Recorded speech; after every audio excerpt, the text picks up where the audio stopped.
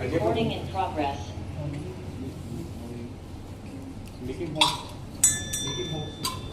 Om Jnana-Timirandhasya Jnananjana-Shalakaya Chakshurunmilitam Yena Tasmai Shri Gurave Namaha Namo Vishnupadaya Krishna Prishtaya Bhutale Srimate Bhaktivedanta Swami Namine Namaste Saraswati Deve Gauravani Pracharine Nirvishesha Shunyavadi Paschatya Deshakarine Vancha Kalpatarubhyascha Kripa Sindhubhya Evacha Patitanam Pavanebhyo Vaishnavebhyo Namo Namaha Jai Shri Krishna Chaitanya Prabhu Nityananda Shri Advaita Gadadhara Shivasadi Gaura Bhakta Vrinda Hare Krishna,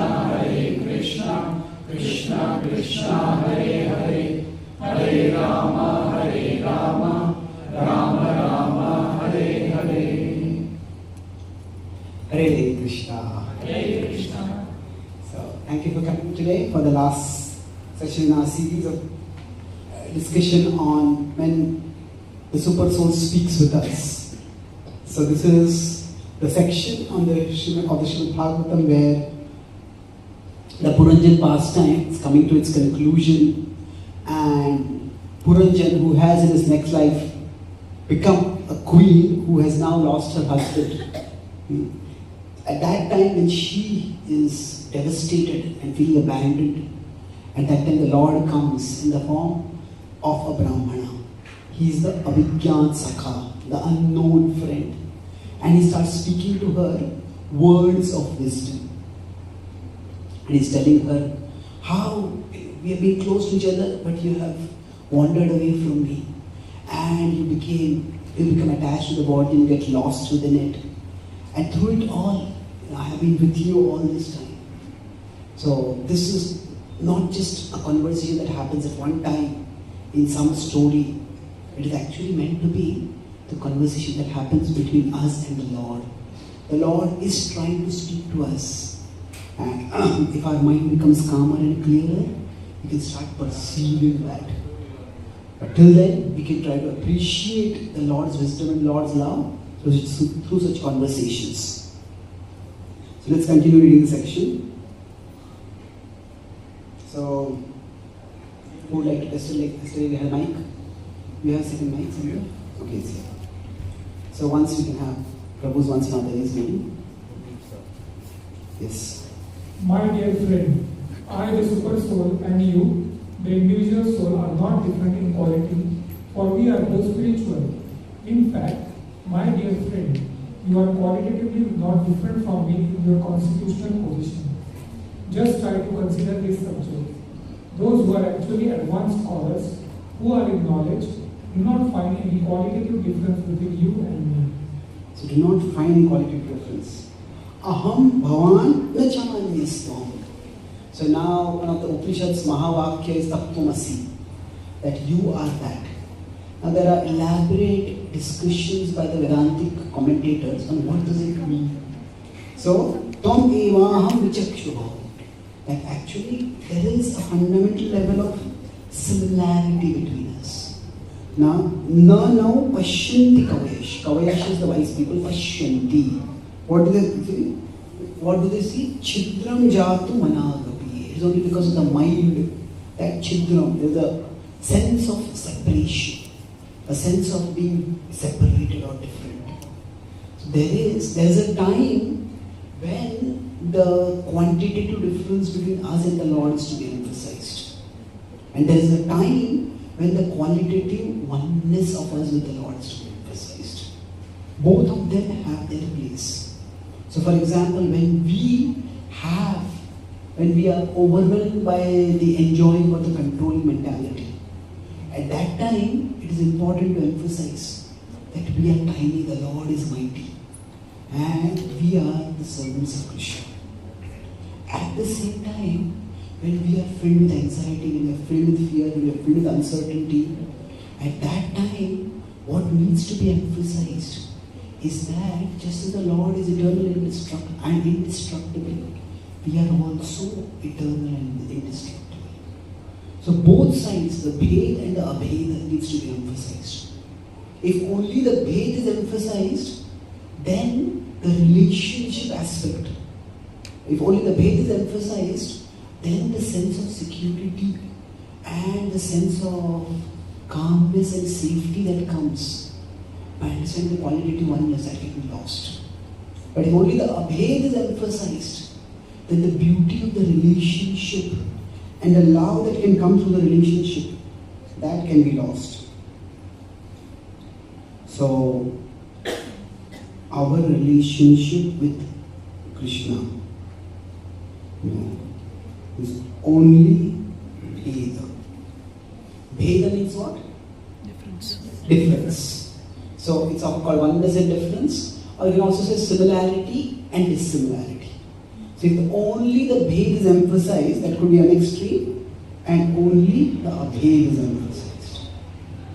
So if only the Bhed is emphasized, then what happens? Then there is basically the fragility. Our bodies are so fragile, they can be destroyed so much. The fragility of our being, it leads to a sense of insecurity.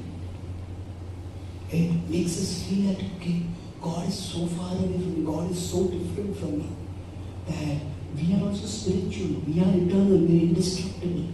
In the Bhagavad Gita, when Arjuna is overcome by fear, of course his fear is not fear of his own death. His fear is of doing the wrong thing and causing the death of many others.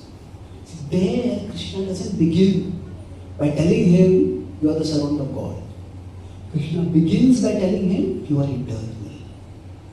Why? Because in general, Bheda, if it is emphasized, it does something and it does not do something. When the Abheda is emphasized, it does something, it does not do something. So when the Abheda is emphasized, then only Abheda, then there is no relationship and there is no love thereby. So it leads to like an existential loneliness. A sense of oneness is ultimately very lonely. So we are different from the Lord. The Lord is great and we are small. So this actually counters desire. Generally the soul is agitated by two things, fear and desire. So the desire that I want to be the controller, I want to be the enjoyer, that by emphasizing, hey, oh, the Lord is so great, we are so small, how much can we enjoy? We are meant to serve Him, that is good. But when the Abhed is emphasized, the positive of that is, it counters fear. We are eternal right now. So that's why the Gita starts with this, because Arjuna is not afflicted by greed to get a kingdom. Arjuna is affected by fear. So the balanced is both. We talk about Bheda and Abheda. So now in the case of this queen who has become a widow now, what is she affected by? Is it desire or fear? Fear. It is fear, isn't it? So she's lost her husband, she's all alone. Actually fear is there. So at that time, what needs to be emphasized is the soul is eternal. When somebody has lost a loved one, we shouldn't be emphasizing God's greatness. God's will is perfect. And don't you dare question God's will. No, at that time somebody has lost a loved one. Your loved one is eternal and they have gone to some other place with destiny. And you are also eternal, your life will also go on. So the right thing needs to be emphasized at the right time. So here the super soul himself, if you see the whole tone of the super soul, is not that I am God and you are disobeying me and that's why you are suffering. Because I am your friend. You have forgotten me. And the tone is not at all actually very judgmental here. The tone is very friendly. It's like God is extending a hand of friendship more than the hand of mercy. The hand of friendship is more horizontal. The hand of mercy is more vertical. Like somebody from above is lifting us up. Now that is also true. Like there is Desham Aham Samuddharta. You may see in the 12th chapter of the Bhagavatam the image that the Vishnu is coming on Garuda and extending his hand and lifting the soul out of the ocean of material existence. That is true. That is there. But there is the hand of mercy. There is a time for that, and there is a hand of friendship. So here the tone is more the tone of friendship here. That's why the word is avidyat sakha. It is not I am your nath, I am your swami. There is a time for that also. But here the mood is much more personal, like a friend is thinking. So we are qualitatively the same. Then, yes. As a person sees the reflection of his body in a mirror to be one with himself and not different, whereas others actually see two bodies. So in our material condition, in which the living being is affected and yet not affected, there is a difference between God and the living entity. Yes. So this is a somewhat complex metaphor. But see, the previous verse the focus was on the abhed. Now there is some pointing to the bhed also. That there is a relationship between us and the Lord, and there are many different metaphors used for it. Sometimes it is like the Lord is like the fire and we are the sparks. Sometimes it is like the Lord is the original and we are all the reflections. So now what is being described over here is sometimes a person who is naive may see the reality, may see the reflection, and say, okay, both look identical. But one is real, one is the reflection. So in the Abrahamic religions, it says man is made in the image of God. Now there is a lot of theological exposition on what does it actually mean. Does it mean literally that only humans have souls? Because only man is made in the image of God, not any animals?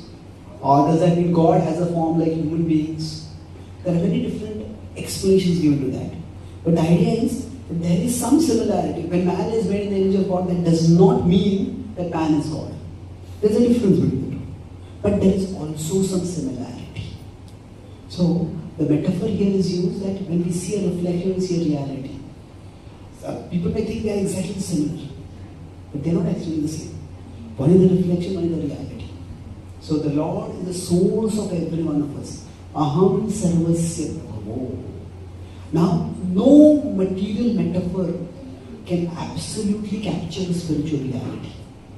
And that's why every metaphor serves some particular purpose, to convey some particular point. So here, the point is not that we are false. Like a reflection doesn't exist in one sense. But the point is that we have come from the Lord. The reflection wouldn't exist without the source. So basically, she's being told over here, the Lord is sustaining you. The Lord is the source of your existence. Yes, you're qualitatively one, but still it is the Lord who is sustaining you. Yeah. In this way, both swans live together in the heart. When the one swan is instructed by the other, he is situated in his constitutional position.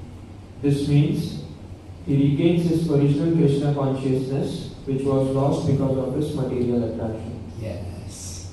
So here, the same, here the examples of swans. Evam sa manaso hamsa. That here the word manasa, the mind is a very complicated concept, but it refers to the inner world, the inner landscape within us. In that, the hamsa, the both of them live.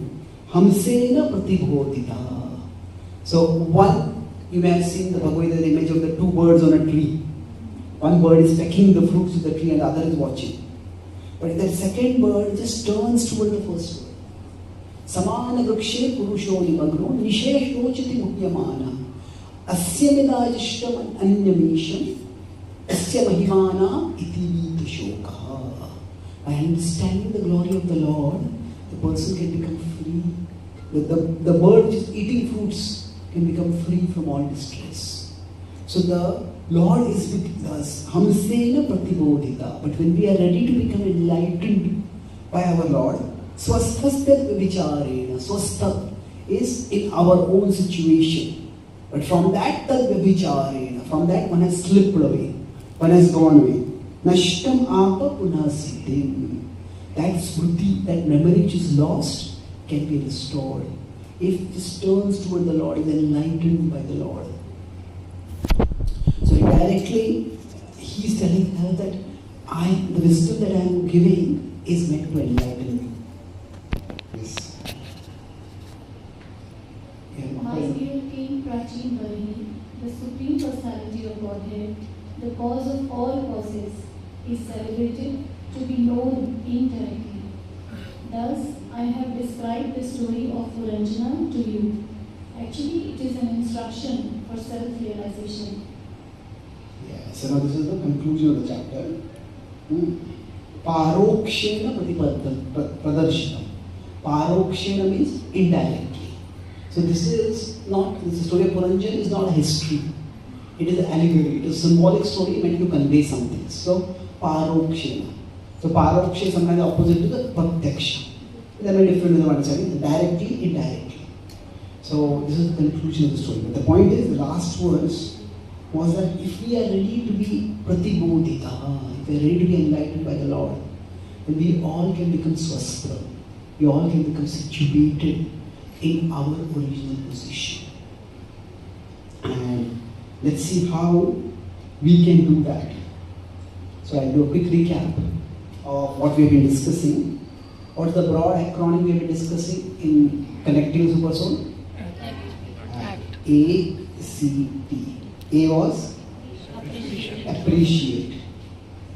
So appreciate means we discussed how when we are functioning in the world, we can start seeing that there is some higher reality, there is some higher organizing principle. We appreciate the gift of life. There are many points, but it's one point, the gift of life. When we are going through life, we will have different worldviews. And which is the worldview that is the most affirmative for us. So we discussed the worldview of devotion. That this world is real and the other world is also real. So I'm only focusing on these points in the classes, which we'll be building on today. And C was? Connect.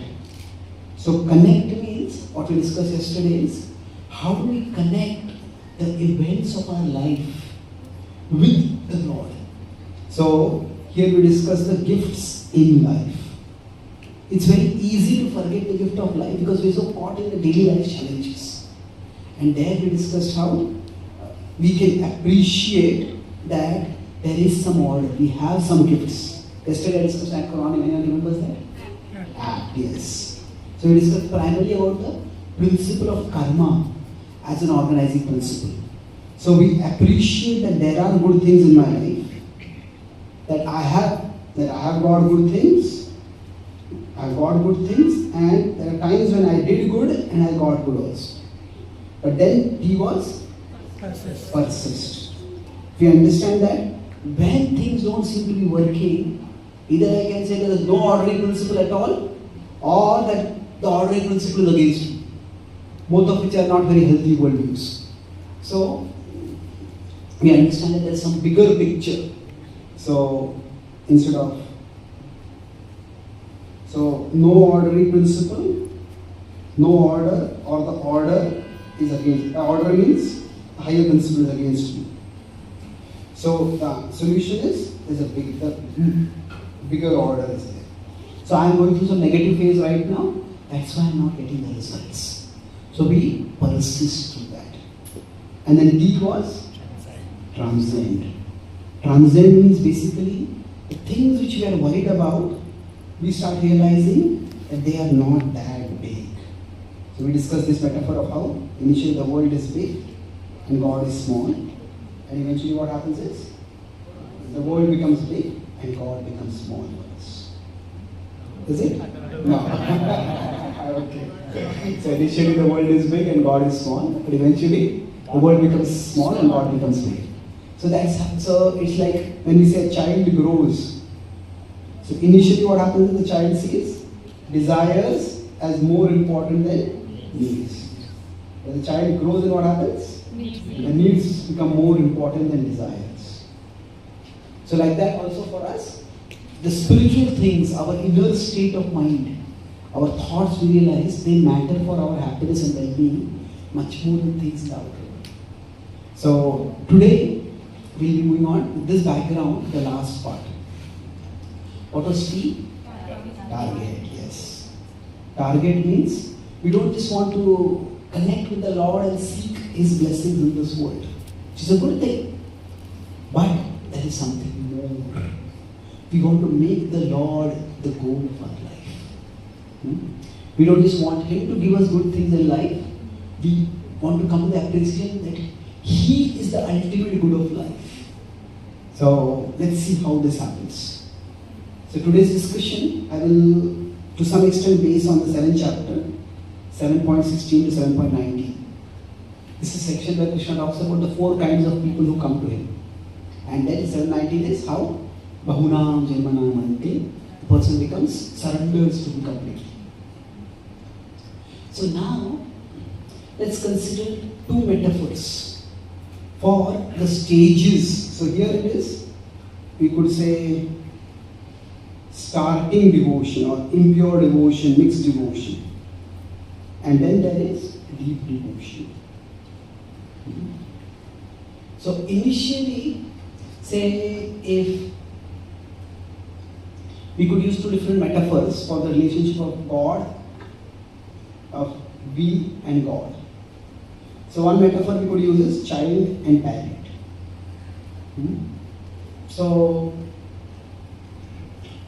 now, say if a child has gone away from the parent because of whatever misunderstanding or some conflict or whatever, and the child gets into some lot of trouble. And when the child is in a lot of trouble, then the child comes to the parents, please, can you help me? Now at that time, are the parents going to say that, now that you are in trouble, only then you came to us? The parents are going to say that, if you are in so much trouble, why did you come before? Why did it take so long? It takes so long for you to come. The parents are always the well-wishers of the children. So like that, for whatever reason we come to Krishna, Krishna is happy that we come to Him. And that's why He uses the word Sukrutina. Sukrutina. Anyone, for whatever reason they are coming, Krishna is saying they are good people. In fact, the next verse He says, Udaraha sarva evaite jnanitvatmaiva matam. He goes on to say the Jnanis are better, and we'll talk about why. But Udaraha sarva evaite. See, what does the word Udara mean? Udar? Generous. Udar. So generous. So normally we can have, say there is the donor and there is the receiver. Or we could say there is the seeker. The seeker of charity and the giver of charity. So now normally in this interaction, whom would we call as charitable? Udara. The giver would be called as Udara. Isn't it? But amazingly here, Krishna is here and the soul is here. And the soul has also come to Krishna for some material thing or material life. And Krishna is calling the soul as Udara. So how can the seeker of charity be considered to be generous? So the idea over here is that Krishna is so eager for our love. Krishna is so eager that we come back to Him, we connect with Him, we have a relationship with Him. He's so bhavagra, He's so much wanting bhakti that if we just offer even a bit of our heart to Him, and for whatever reason we offer the heart to Him, Krishna becomes very pleased. Thank God you come to me. Now God doesn't say thank God. But the idea is that Krishna is so happy. Oh, at last you have come to me. So that's how Krishna is saying, oh, you see, when there are problems, people can go in many different directions. Somebody can try to rob and cheat and try to solve the problem. Somebody can just take drugs and go into alcohol and just destroy themselves. People can try to meet problems in many different ways. Krishna is happy that we have come to him. Oh, he says, your heart. See, Krishna controls everything in this world except one thing. What is that one thing? Our free will. Yes, that's true from a philosophical perspective. From a devotional perspective, a relational perspective, it's our heart. Krishna can't control our Krishna doesn't control our heart. And yet Krishna wants us to offer our heart to him. So when we offer our heart or even a small part of our heart, Krishna is extremely pleased. So in one sense, Krishna is appreciating that we are coming to him. Now this is Krishna's greatness. That even if we come to him because we are in trouble, Krishna is happy that we are coming to him. He is very kind. He is very happy. But now we could use another metaphor for the same thing. If we take the metaphor of a lover and a beloved. Say a boy proposes to a girl, please marry me. And the girl asks, okay, why do you want us to marry? Why do you want to marry me? And the boy says, because no other girl in the city is ready to marry me. And now, that would be the most romantic of proposals, isn't it? So, now if the girl accepts the proposal at that time, that shows her love for him, not his love for her. Even if she is her last option, she is his last option, still she's so happy, she so much wants to be with him, but she's ready to be the last option. But the boy's love for the girl will be shown when even if other options come for him, he stays with her. So like that, for most of us, we turn to God when nothing else works. And we often tell, Bhagwan, सब कुछ try किया, ये नहीं हुआ गया. You are, आप ही मेरे आखिरी सहारा हो. Now we often express it we often speak it as an expression of our despair or intensity or urgent need. But who would really like to be the last option? Isn't it? But Krishna is so kind that even if we are the last option, he accepts us. So that shows Krishna's love for us. But our love for Krishna will be shown when we make him our first option. That we turn to Krishna not because nothing else is working, but because even if everything else is working, Krishna, you are better than all of it. So that is our love for Krishna. So basically Krishna's love for us is that he accepts that we are the last option. But our love for Krishna is the opposite. That we establish him as our first option. Like in the Bhagavad Gita says, Ma manusmara yudhyacha. You remember me and then you fight. So we start our day not with, what has happened in this part of the world, how the stock market has risen, what has happened. We start our day with our sadhana, with our prayers, with remembering Krishna. So, of course, in the practicalities of practical dealing with the world, we have to focus on the issues that we are faced with. But in our heart, in our understanding of priorities, Krishna has to be the first priority. So this is the evolution of devotion. So this is 7.16, that Krishna accepts everyone. But 7.19 is Krishna becomes our first priority. Vasudeva Sarvamiti. Krishna is everything. whatever pleasure and shelter the things of this world may give me, all that and more is given by Krishna. And therefore, I will focus on Krishna. Vasudeva Sarvadeva. This is not the easiest state to attain. Samahatma Sudurlabha. It's a rare state to be attained.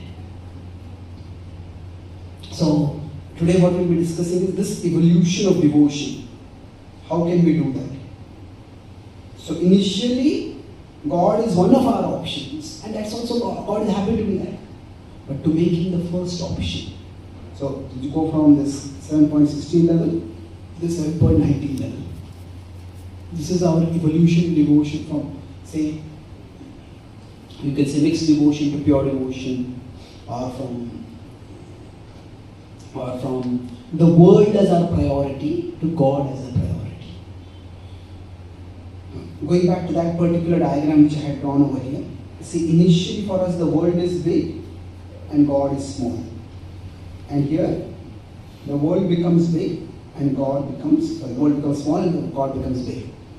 So that is one difference, but there is another difference over here, that here the world is the means.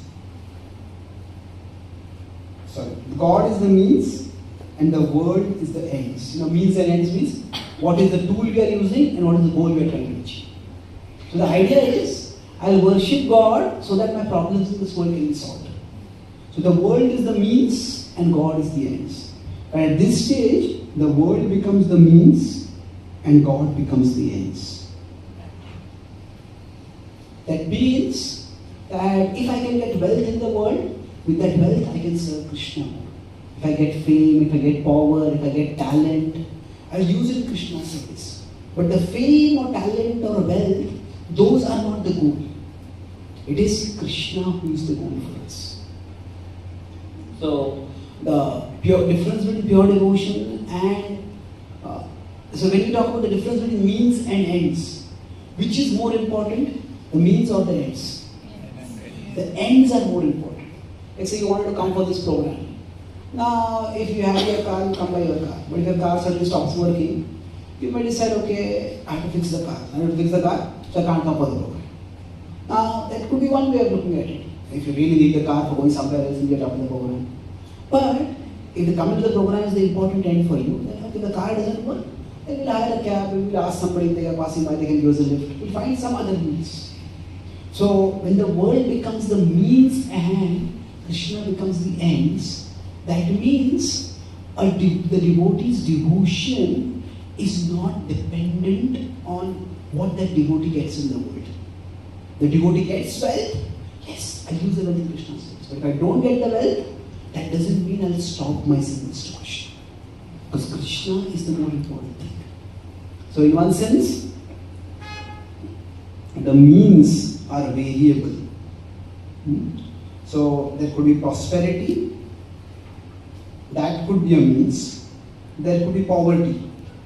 Now poverty may make it more difficult to serve Krishna in some ways. But the difficulty is more at the material level.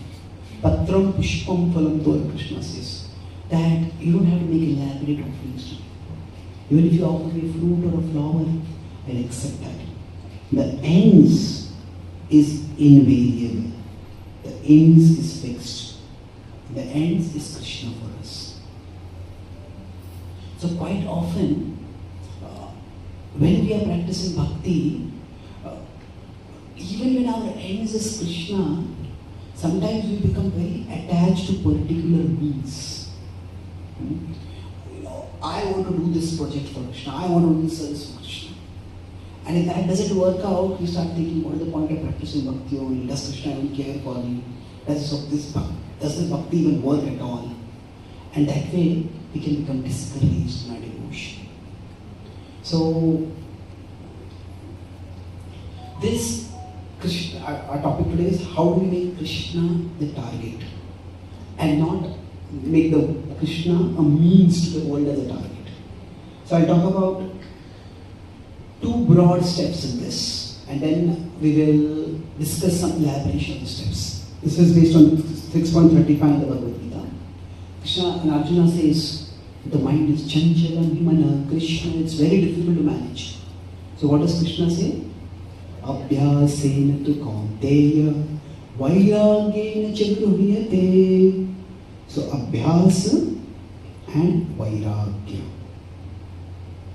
So now abhyas and vairagya, these words can be translated many different ways. Different acharyas will translate different ways. So one way to understand this is boundaries and bonds. Boundaries and bonds. This is a useful translation of these two words, especially if we are focusing on the principle of relationship.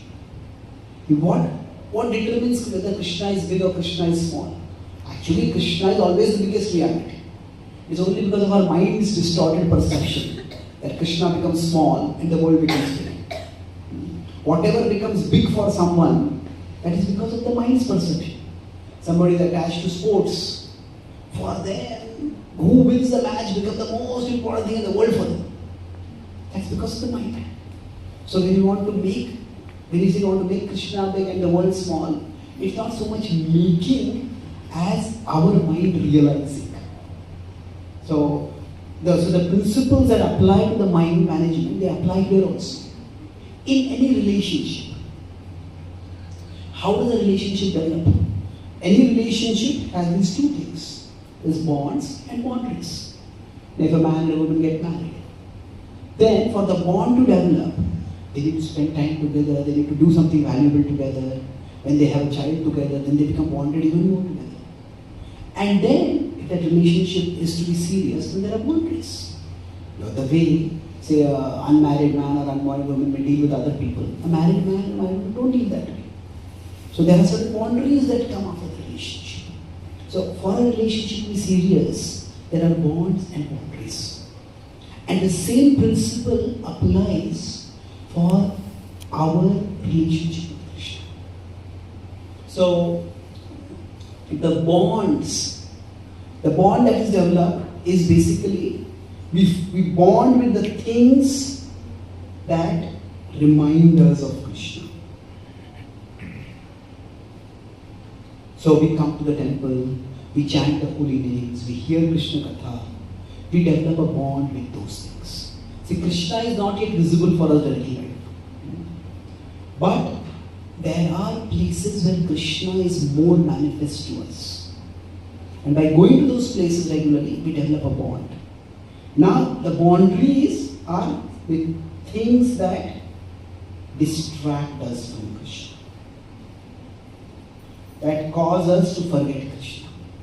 So, for example, when we have these 4 regulatory principles, these are said to contaminate and agitate our mind so much, it becomes difficult to focus on Krishna. So, broadly, the principle is that if I go back to this particular diagram, the world is big and Krishna is small. So what I need to do is, I need to connect with Krishna more and more. This is the bond that I develop. That's why one of the fundamental principles of Bhakti is remember Krishna. The more we bond with Krishna, the more we focus on Him, the more He will start becoming a bigger reality for us. And then we have to create some boundaries. That we don't expose ourselves to the world so much. Now in the world there is constant, there is news and there is politics and there is sports and there is movies and even all of these also, there can be something which is rajasic, there can be something which is tamasic. So there are certain things which when we are exposed to, they start filling our mind and dominating our mind. So we try to decrease our connection with them. We try to regulate our connection. So essentially, bonds and boundaries. So what we want to make bigger, we expose our mind to that.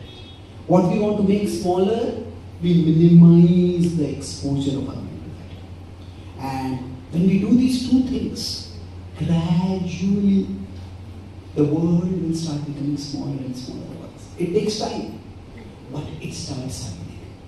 The world starts becoming smaller and smaller and smaller. And the mind Krishna starts becoming bigger and bigger and bigger for us. Now when we say Krishna becomes bigger, what does it mean? And from an experiential perspective, from a philosophical perspective, Krishna is always the biggest reality. But from an experiential perspective, when you say Krishna becomes bigger, what does that mean? Essentially, see, whatever is bigger for us, that has a bigger effect on us. So generally speaking, the world is a place of dualities. And there are many dualities in the world. There is heat and cold, there is victory and defeat, there are so many dualities are there. Now, especially those dualities to which we are attached. Say that there are so many sports matches going on. There's cricket and there's football and there's rugby and there's tennis. Now, we will not be attached to all of them. But say we are attached to cricket. And in cricket also there are so many matches going on all over. Maybe we are attached to particular teams. So then, if our favorite team wins, we become delighted. If our favorite team loses, we become dejected. We become devastated also. So basically, where there is attachment, these dualities start becoming greater. So, wherever we are attached, that means whatever is big for us, what will happen is, the world is a place of dualities. And within that, whatever it is that we are attached to, that will become, those dualities will become even bigger for us. So now, if the world becomes smaller for us, then what will happen is, the world's dualities will also become smaller for us. And then, if the world's dualities become smaller for us, those dualities, their effect will also become smaller for us.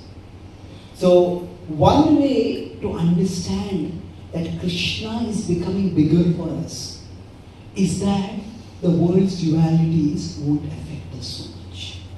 When we become spiritually advanced, so these dualities will still keep happening in our life.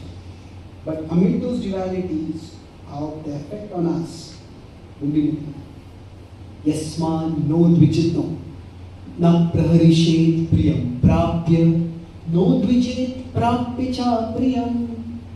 You see, oh, this was a good thing, this was a bad thing. But when a good thing happens, there's no need to jump up and down in the sky. Okay, this is good. Then the bad happens, oh, yeah, this is not such a good thing. But life moves on. It's not the end of the world. So basically, one way we can understand our spiritual advancement is by seeing our material steadiness.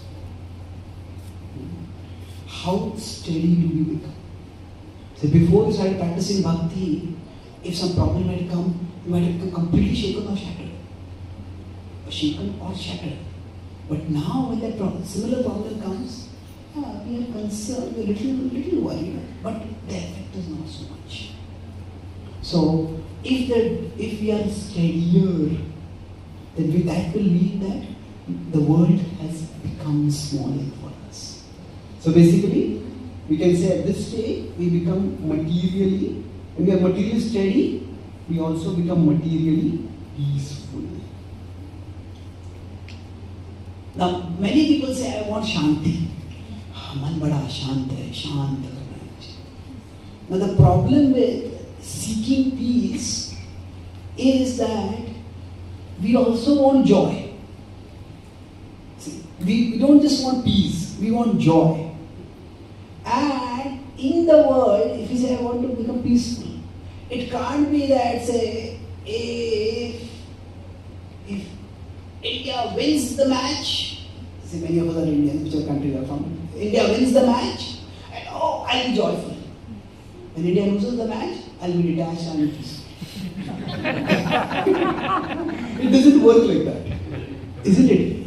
That, see, if I want the joy when India wins, I'll also get the pain when India loses. So for what happens for many people, they feel that if I become detached, then my life will become emotionally barren, emotionally empty. Where will be the joy in my life? Because when good things happen, I get the joy. When bad things happen, I don't want the happiness that comes there. But many people say this is a part of the package, this is what life is. So, when we become materially peaceful, when this boundary between us and the world becomes firm,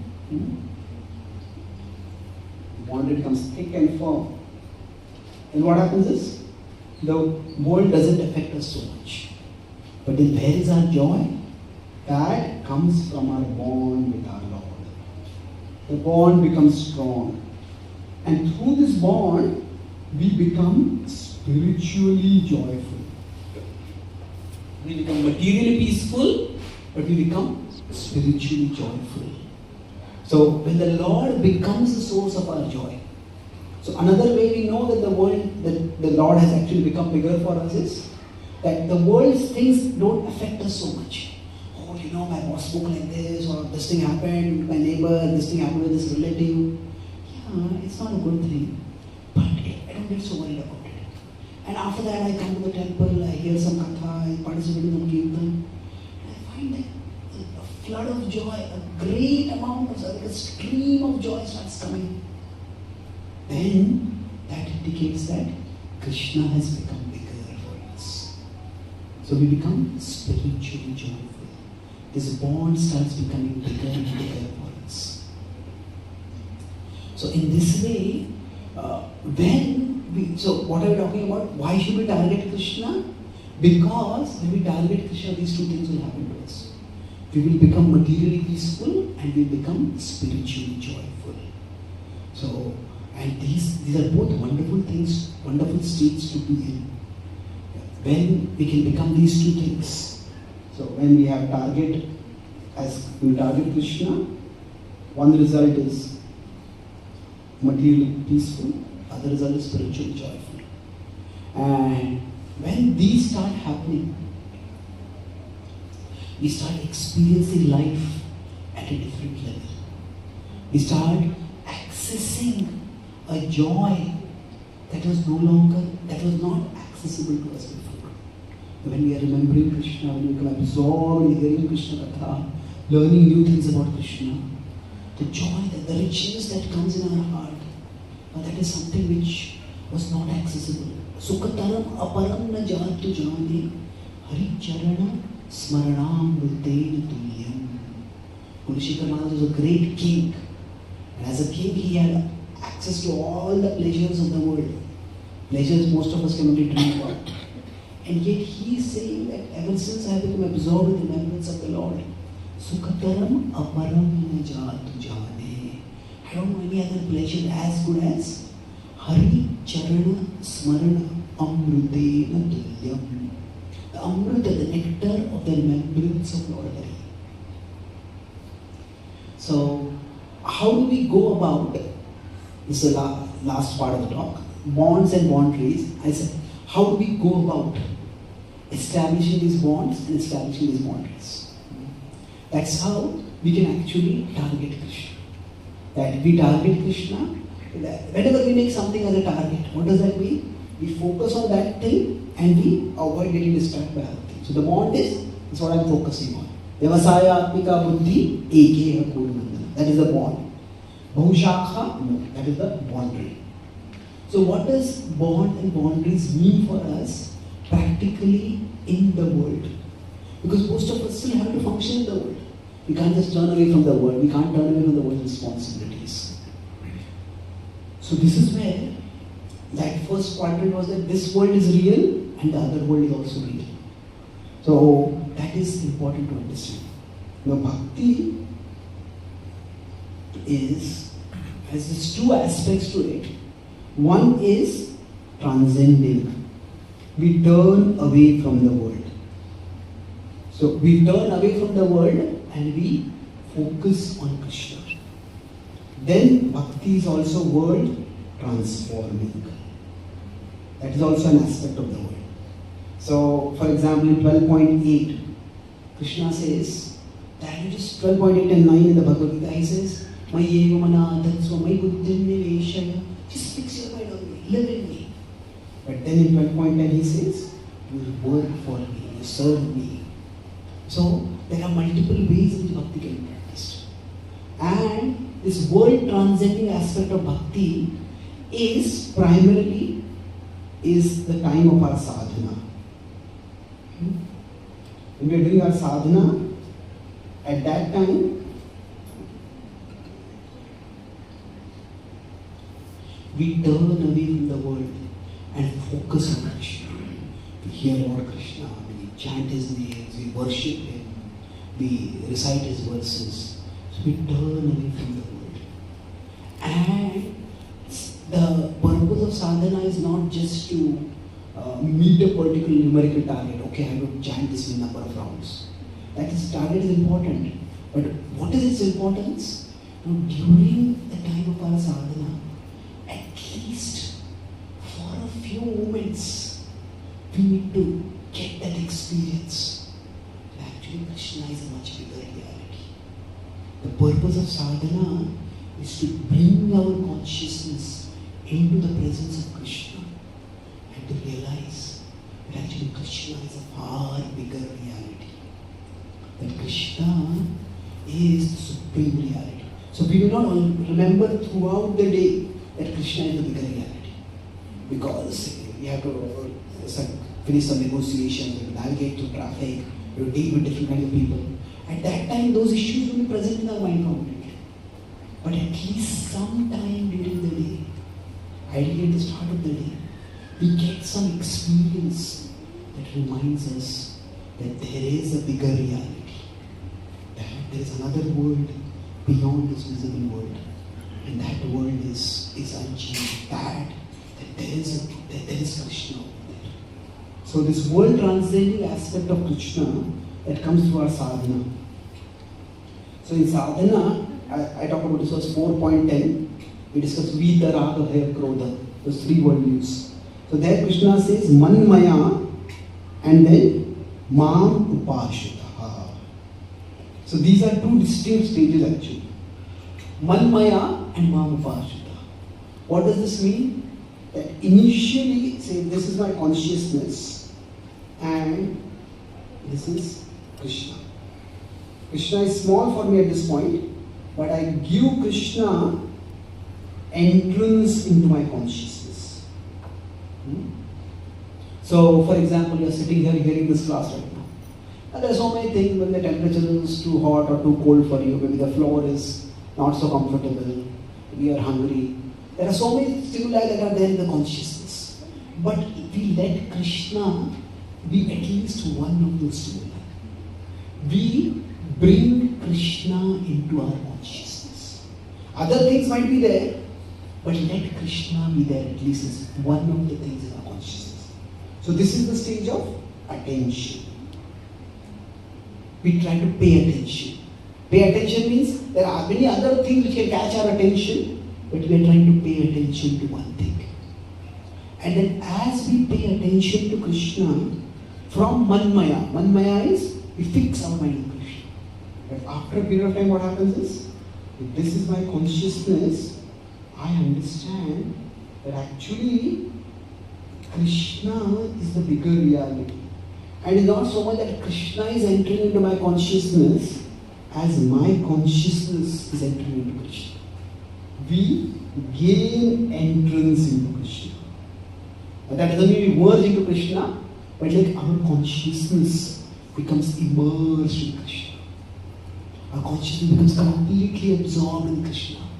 And sometimes when we come from a long and disturbing day and there's a kirtan going on, we sit down and try to focus on the kirtan, and the kirtan becomes very absorbing. Then what happens? It's almost as if we forget that, I am in Singapore, I am in this particular room. We feel as if we are transported to some other reality. So what has happened is, our consciousness is entered into Krishna. This is the stage of absorption. So you want to be absorbed in Krishna. So from attention, gradually absorption will come. Manmaya to Mam Upashita.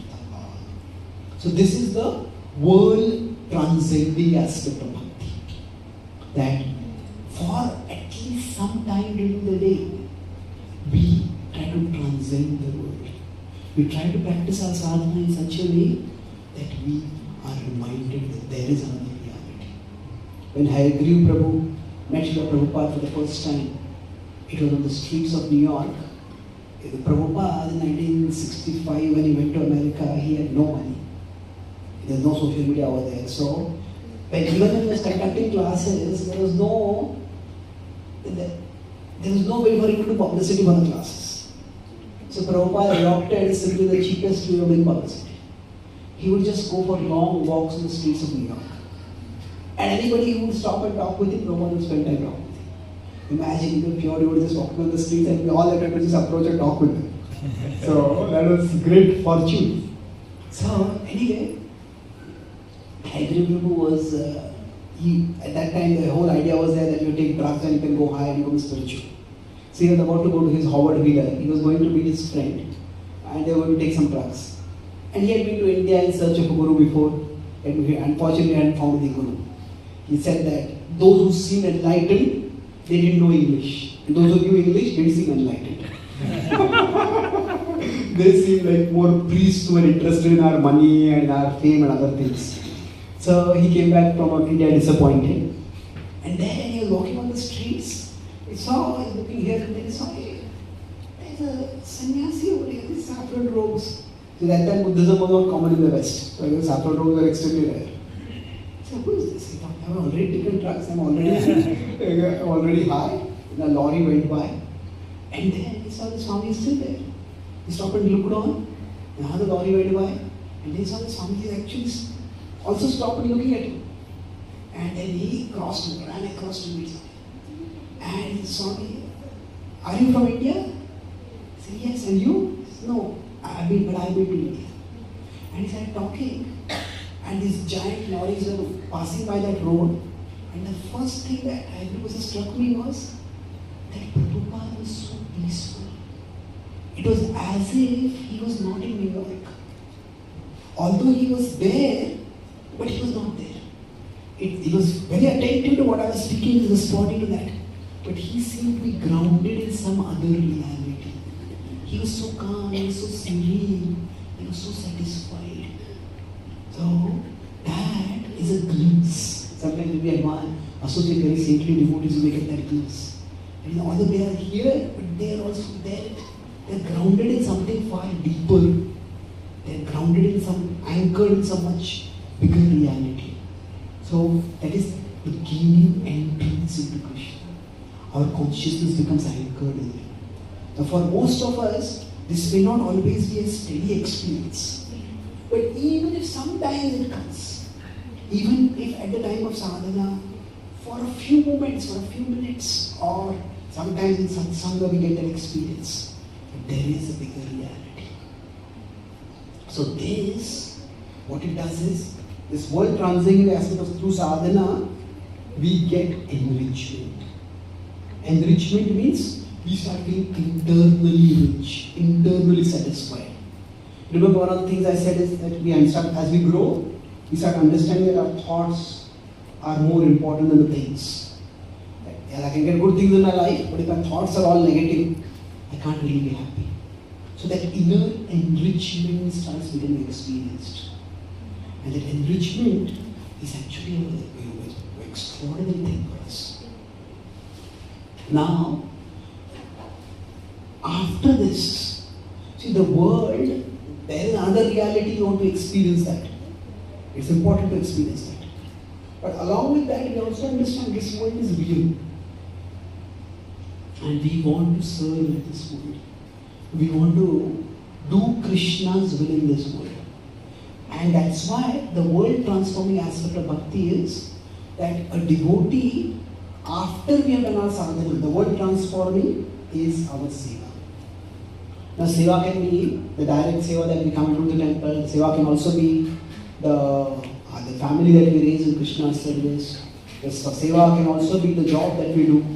Krishna says, Swakarmana tamapyarcha. Through your work, worship Him. And through devotion, what happens is, for us, for doing this world transformation, what we get is empowerment. So we get enrichment internally through our sadhana. And through our seva, we start experiencing empowerment. Now, what does empowerment mean? It is a common word in devotional circles, but empowerment means two different things. I'll conclude with this point, that when we talk about empowerment, this involves, at one level, we start finding abilities, resources that we didn't know we had. Like somebody might think I'm very timid and I'm afraid of speaking in public. But we start serving Krishna, we get the courage to start speaking about Krishna to others, we distribute books, we do classes. We find that we find abilities and resources and interests that we didn't know we had. So, in one sense, internally, are those abilities there by our past karma and just discovering them? Or are those abilities given to us by Krishna? Whatever it is, who knows? But we start finding that I can do things which I thought that earlier I would never be able to do. So that is one aspect of empowerment. We start finding resources. And resources we have internally. We get abilities, we get talents, we get something. And then, not only that, we start finding, we could use the word miracles, but we could also use the word, let's use the word miracles right now. Miracles means that externally things start working for us. We try to do something in Krishna's service, and then it's not that immediately miracles start happening, but we try to do one thing, it doesn't work, second thing, it doesn't work, third thing, it doesn't work, fourth thing, suddenly a dozen things fall in place. Everything starts working. So, for Srila Prabhupada, for so many years, nothing was working when he was trying to serve Krishna. But then, from 1966 onwards, so many things have just started working. The way the Krishna consciousness spread from 66 to 76 was extraordinary. And it was not just for Prabhupada it happened. Yes, but those who were following Prabhupada also it happened. And those who were following Prabhupada, they also found they would go to a particular place and they would meet somebody, and at that time the devotees came to England. George Harrison was probably the most popular person in the world. And to meet him was next to impossible. His devotees were completely unknown. But they not only got to meet him, they befriended him, and he became, in many ways, a supporter, if not a follower of Srila Prabhupada. So, how it worked out was extraordinary. But it just worked out. So, we will find that externally things will start falling in place. They won't happen automatically, they won't happen immediately. Even for Srila Prabhupada, it took time. It didn't happen immediately. But when it happened, Prabhupada said that his success exceeded even his expectations. Prabhupada did say, when he was in 1965 alone in America, and he was in Philadelphia, and he was telling me, there are temples, and they're filled with devotees, only time is separating us. So Prabhupada had that feeling, but even Prabhupada, 108 temples, thousands of devotees all over the world. That was extraordinary. So that was the empowerment. And it's not that empowerment is only for Prabhupada or for some special devotees who are serving Prabhupada. No, Krishna wants every one of us to become our best. Krishna wants each one of us to do our best. When you talk about this empowerment, what does it mean? See, we often have this verse 15.7. Mamaivam shoji valoke. That we are parts of Krishna. And then we say we are always parts of Krishna. Sanatanaha. Now we often use this philosophically to refute Maya, that we will never become one with God. But there is also a practical application of that. What does it mean? If we are parts of Krishna, that means we have parts in Krishna's plan. And we have parts in Krishna's plan always. Sanatanaha. Like somebody selected as a part of the Singapore volleyball team. Then if they are selected as a part of the volleyball team, then you have a part in the team. Okay, now what exactly that part is, how that part will develop, that will vary. But we are all a part of Krishna's team. Krishna has a part for each one of us. For some of us the part may be very big, for some of us the part may be very small. But we all have a part. And when we start playing that part, then Krishna will start doing amazing things. Krishna will empower us. Internally we get abilities, externally find situations where we can use those abilities, and we will be do things far more than what we thought were normally possible for us. So that is how a devotee makes a positive difference in this world also. Devotees are not just meant to reject the world and go toward Krishna. Yes, we are meant to serve Krishna. And this we have parts in Krishna's plan always.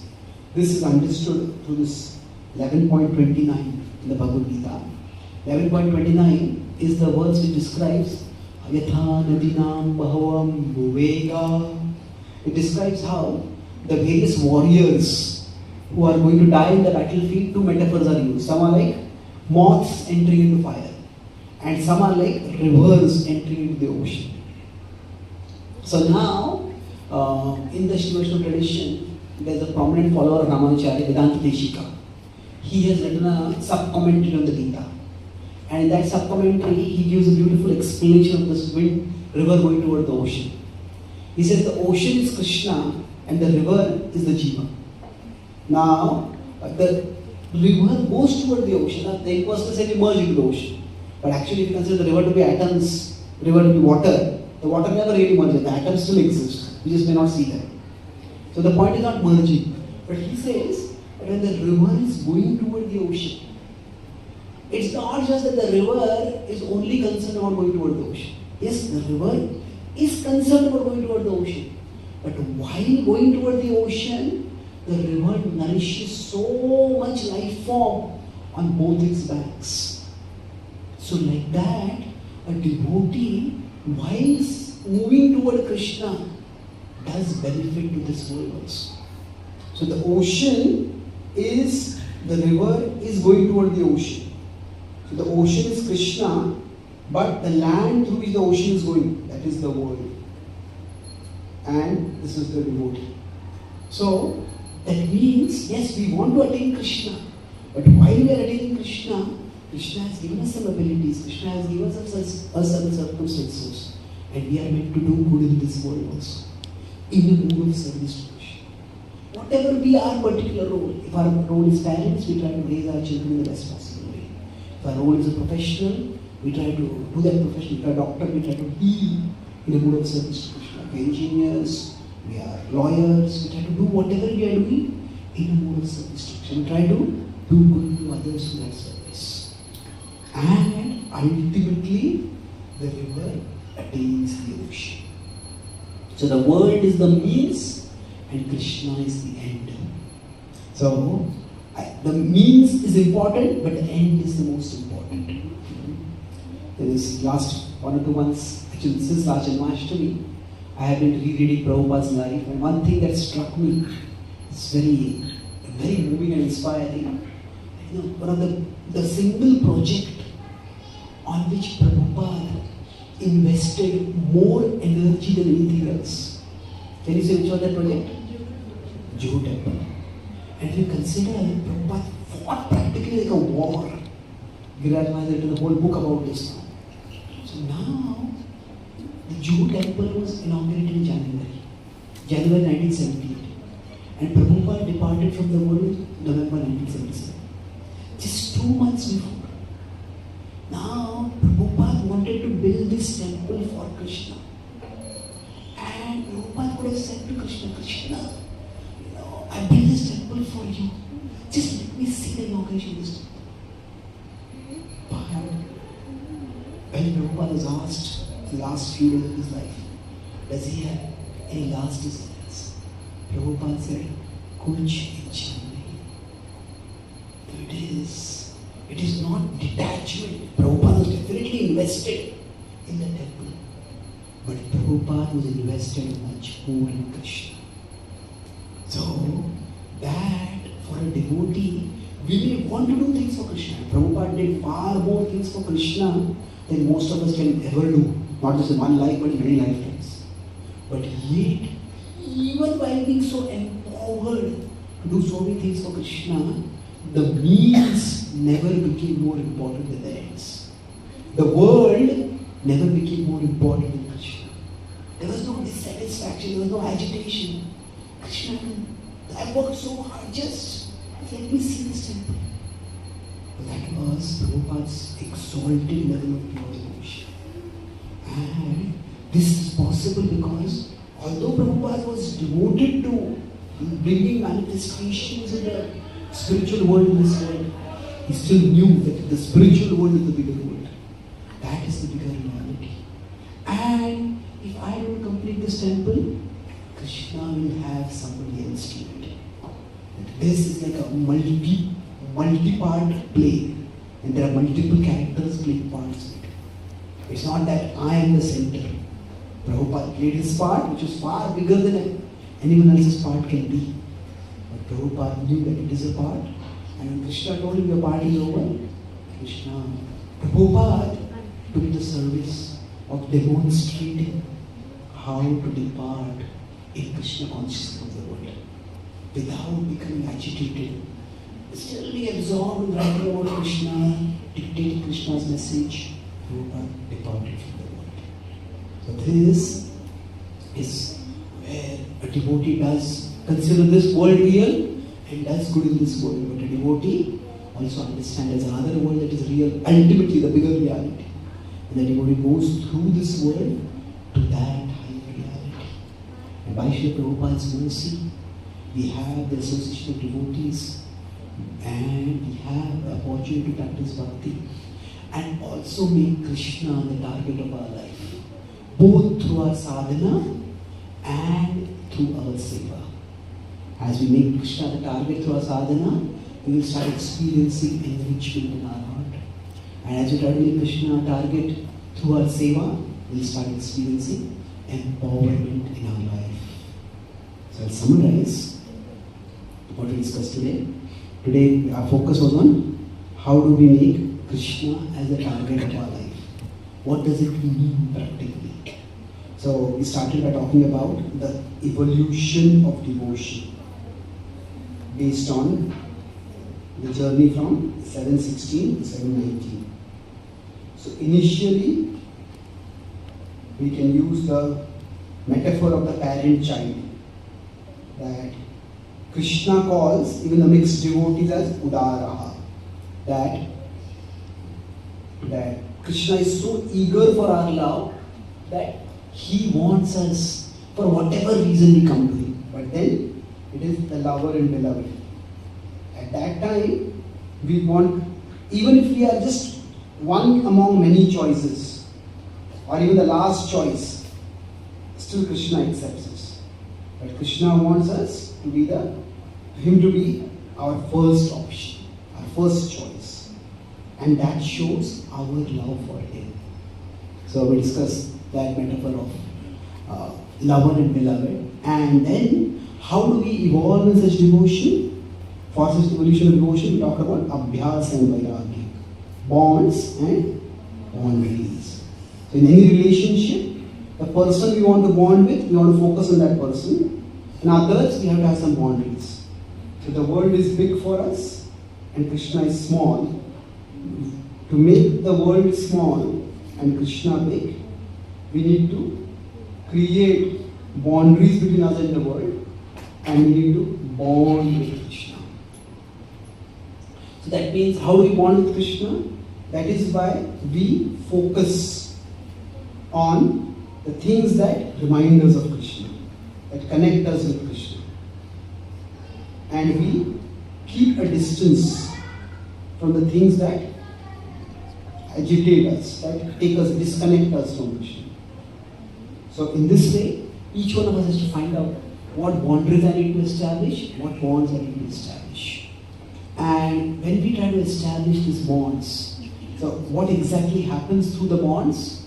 is that initially we give Krishna entrance into our consciousness. That is attention. The state of attention is where we give Krishna entrance, and then eventually what happens is we start realizing that Krishna is a far bigger reality, and we gain entrance into Krishna. That is the stage of absorption. Manmaya mam upashitaha. This is how we develop our bond with Krishna. Now this bond is what we develop through our sadhana primarily. Through our remembrance of Krishna, but primarily through sadhana. So then we talked about a further aspect of this bond was that we bond with Krishna at an internal level, we experienced enrichment. So bhakti has this world transcending and world transforming aspects. So transcending aspect is where at least for a few moments in the day we focus on Krishna so seriously that we realize Krishna is the bigger reality. And then we turn toward the world and is functioning in the world. And there we find empowerment. Empowerment for our service to Krishna. Empowerment can be in terms of the abilities that we discover internally. Empowerment can be the facilities that come our way. Somehow things start working, by which we start getting the results. And we start being able to do things that we thought we might never be able to do before. And the example was like a river that goes toward the ocean, also nourishes the life on the banks of the river. The river is the devotee, the banks is the world, a devotee got the good in the world, and ultimately a devotee attains Krishna. And what is important is for a devotee, initially God is the means and the world is the end. But eventually the world becomes the means and God becomes the end. This Srila Prabhupada, for him, Krishna always remained bigger than even his biggest project for Krishna, was the Juhu temple. That was Prabhupada's great devotion. By his mercy, we can also be enriched and empowered with similar devotion. Thank you very much. Hare Krishna. Hare Krishna. Are there any questions or comments?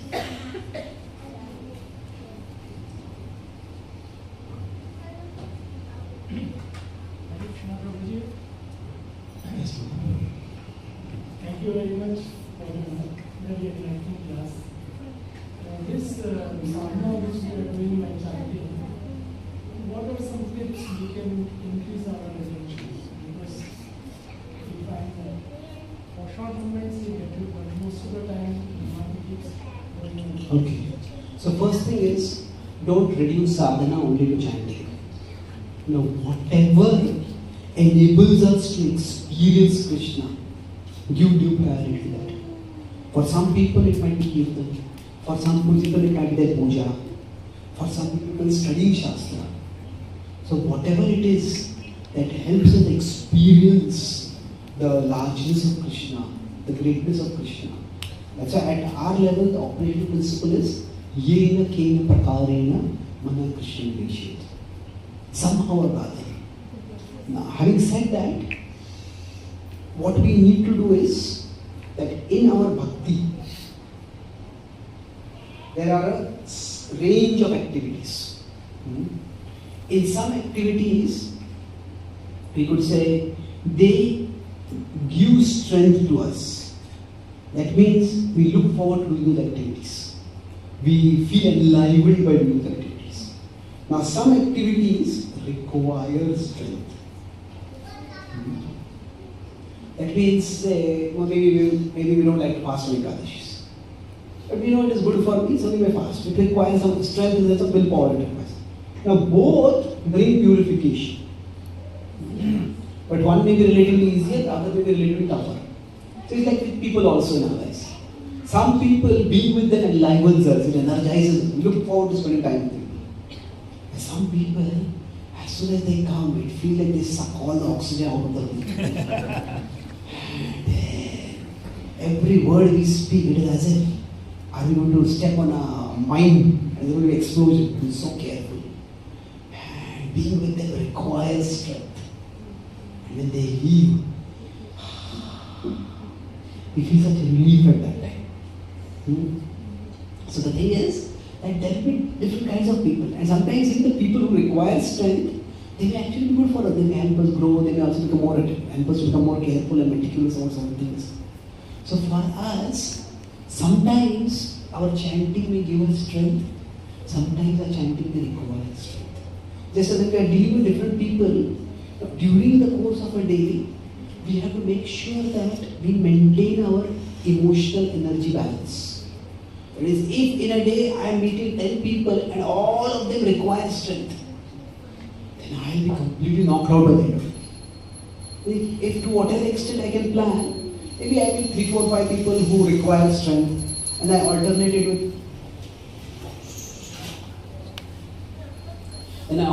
with one or two people with whom I get strength. And that way we maintain our strength. So like that with respect to our bhakti also, for the activity that requires strength, we need to gain strength from other activities through those activities. So if we find that our mind is wandering too much in chanting, that means that at that time, focusing on Krishna is requiring so much strength, and we are not having that strength. So then maybe just pause for a few minutes. Maybe look at the picture of our spiritual master, again, the time we do the initiation, or look at some picture of Krishna which reminds us of our favorite pastime. Maybe sing one or two Hare Krishna Mahamantras in our favorite tune.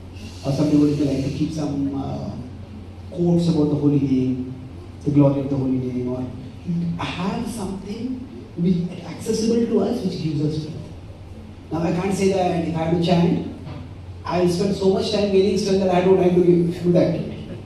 It's not that, I can't focus on my mind, so I have 2 hours for chanting, 1.5 hours I do kirtan, and half an hour. No. You have to have a balance. Then certainly willpower and discipline are required. But try to have access to the source of strength. And then it will become easier to focus on Krishna. Okay? Any other questions?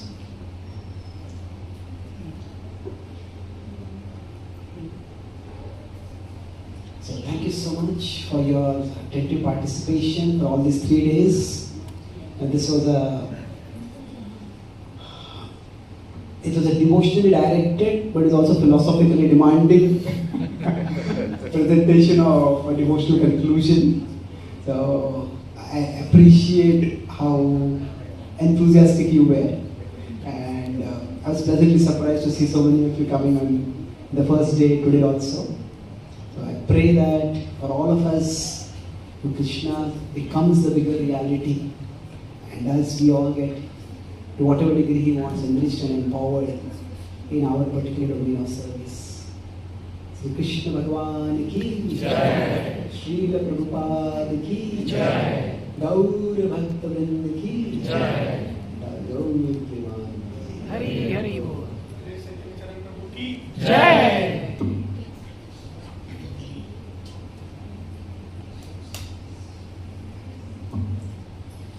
Hare Krishna. So much of what I have written or spoken, as I have spoken in these sessions,